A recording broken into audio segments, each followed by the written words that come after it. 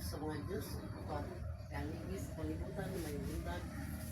Kani mo papa nanwil ubang sa pito ni mo papaluha, may buntag. Ug sa mga abyan, ug sa mga nagbantay diri, mga anghel, mga pinis, ug kaninyo mga igsoon.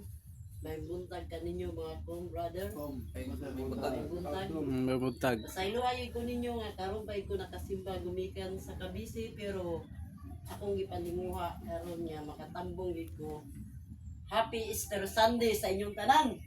Happy. May buntag. Isa.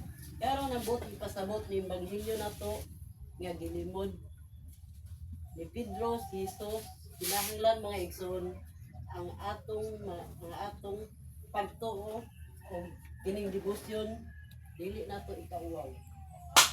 Kaya naman daghang kay nagsaway nangabuang naman siguro ng mga tao diha. Munsa na ilang tanunog pero sila mga igsoon wa sila kabalo kung unsa atong pagtuo gugmas sa kang Jesus Christ nga iyang gitugahan si Papa Emmanuel Sagrado Corazon ikatulong personas. Tama ba ko? Okay. Ano ka Espiritu Santo?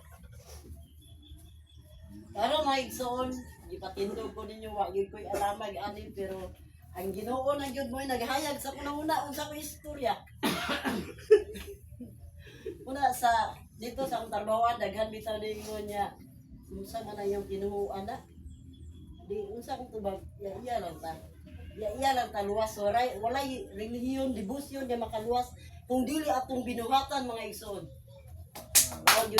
Mao yun na bahala na sila wala ko ipakialam dia basta ako maskin inani akong pagkatao pero ladlad yun ko wala ko nagpakasala wala ko nangawat akong gipadayag nahigugma yun ko kayo sa Ginoo gikan pa sa pagkabata nako gitun-an ako sa kanan maayo unsay dautan until now usa maskin pa man daghang kay pagsulay sa akong kinabuhi ako nauna katrason ko das katraso sibog na pod pasulong na pod pero ako nauna nagin mo ingon niya ayaw atras karon naka-start na ka gidlasig ko niya naman yun ko sa balay pag uli na ako gikan sa trabaho ampo yun ko say gikan sa akong Kabisi matulog pero naas yun siya permis ang kasing-kasing una may ison mula na Salamat po. Bye, my friend.